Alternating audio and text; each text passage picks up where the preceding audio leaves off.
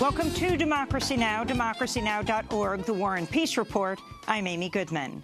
In a historic surprise that was kept under wraps for days, North Korean leader Kim Jongun traveled to Beijing by armored train and met with Chinese President Xi Jinping. It was the North Korean leader's first foreign trip since taking office in 2011. During the four-day trip, the two leaders talked about denuclearization, with Kim reportedly saying he's willing to give up North Korea's nuclear weapons. Kim also invited President Xi to visit Pyongyang, North Korea. It was the first of three potential historic meetings for Kim Jong-un. The next month, he's slated to meet with South Korean President Moon Jae-in. He's also slated to meet soon with President Trump in what would be the first ever meeting between a sitting U.S. president and a North Korean leader. A recent poll shows two-thirds of Americans support Trump's plan to meet with the North Korean leader. Louisiana Attorney General Jeff Landry has announced the state will not bring charges against two white police officers for the 2016 killing of Alton Sterling, the African-American father of five. Bystander video shows Sterling was pinned to the ground outside a Baton Rouge convenience store by the two police officers when they shot him. This is Alton Sterling's aunt, Vida Washington Abusala, speaking on Tuesday. He was murdered by two white racist police officers. He was murdered like an animal, and they say they don't see nothing wrong. They say they didn't see anything wrong. You saw the videos, but they say they didn't see nothing wrong. I can't understand it. Alton Sterling's killing sparked nationwide protests. It's the latest case in which authorities have refused to bring charges against white officers for killing civilians, despite video evidence of the killings and mass protests demanding accountability.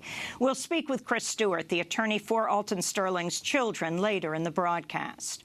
In Sacramento, California, widespread protests continue over the fatal police shooting of Stephon Clark, an unarmed African-American man who was shot by police officers 20 times in his own backyard. On Tuesday, hundreds of protesters disrupted the Sacramento City Council meeting. They were led by Stephon Clark's brother, Stevante Clark, who rushed into the council chamber and jumped onto the desk of Mayor Darrell Steinberg.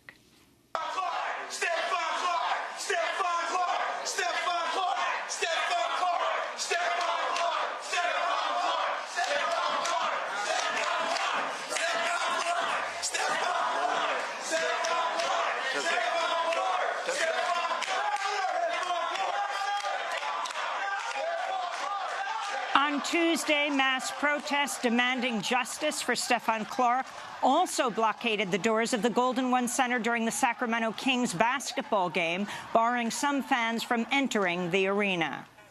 At least 12 states say they'll sue the Trump administration over its plans to add a question about citizenship to the upcoming census. Voting rights activists say the question will deter immigrants from participating in the census, which is used to allocate public funds and draw congressional districts.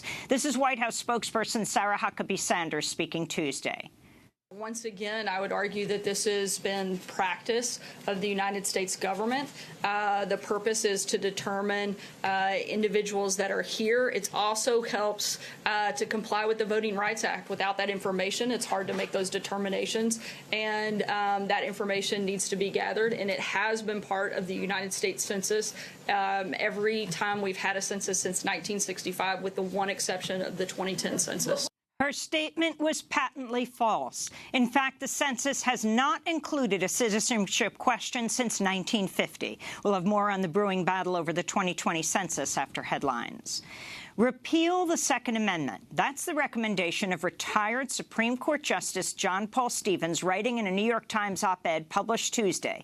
He praises the youth protesters who staged Saturday's massive worldwide marches, the March for Our Lives. He also writes, quote, "A constitutional amendment to get rid of the Second Amendment would be simple and would do more to weaken the NRA's ability to stymie legislative debate and block constructive gun control legislation than any other available option."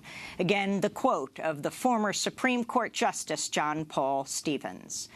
The lawyer for adult film actress Stephanie Clifford, better known as Stormy Daniels, is asking a California judge for permission to depose President Trump and his personal lawyer, Michael Cohen, about the $130,000 non-disclosure agreement Clifford signed in the days before the 2016 presidential election, requiring her to stay quiet about an alleged 2006 affair with Trump.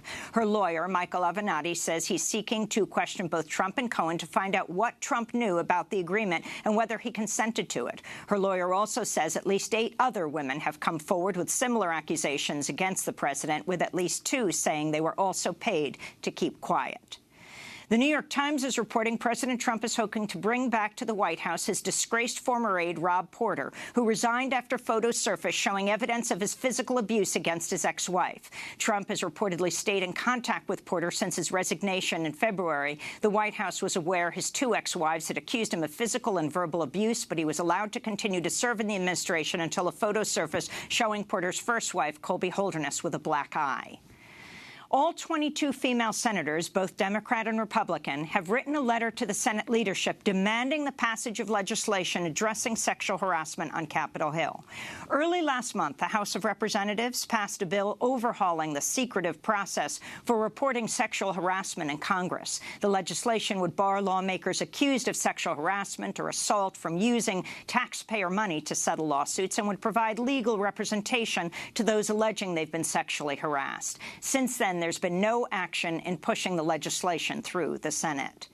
The Office of Government Ethics says the White House is investigating whether $500 million in loans to Jared Kushner's family real estate business violates any criminal laws or regulations. Jared Kushner is Trump's senior advisor and his son-in-law. The investigation comes after the New York Times reported Kushner's family business received loans from Citigroup and private equity firm Apollo Global Management after Kushner met with top executives at Citigroup and Apollo while serving in his official capacity for the White House last year.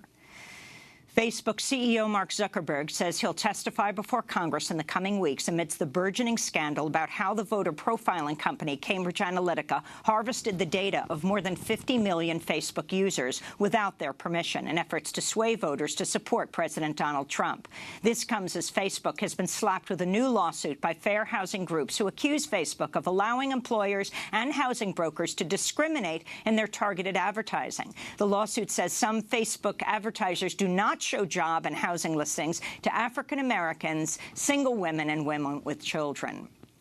The White House says it's ending temporary protected status protections, known as TPS, for thousands of Liberians who have been living in the United States for decades. The move gives about 4,000 Liberians 1 year to adjust their immigration status or face deportation. The Trump administration's also ended TPS for hundreds of thousands of immigrants from Haiti, El Salvador, Nicaragua, and Sudan. In California, Orange County's announced it will defy California's new statewide sanctuary law by publishing information on when prisoners are to be released from custody in order to assist ICE agents in apprehending undocumented people as they're freed from jail. Orange County has also voted to join Attorney General Jeff Sessions' lawsuit against California's sanctuary law, which limits cooperation between local law enforcement and federal immigration agents. The former dean of Michigan State University's Osteopathic Medical School has been charged with criminal sexual conduct, including harassing and physically assaulting his students. Dr. William Strample was also the longtime supervisor of Dr. Larry Nassar, the former Michigan State University and USA Gymnastics team's doctor who was convicted of sexually abusing hundreds of women and girls.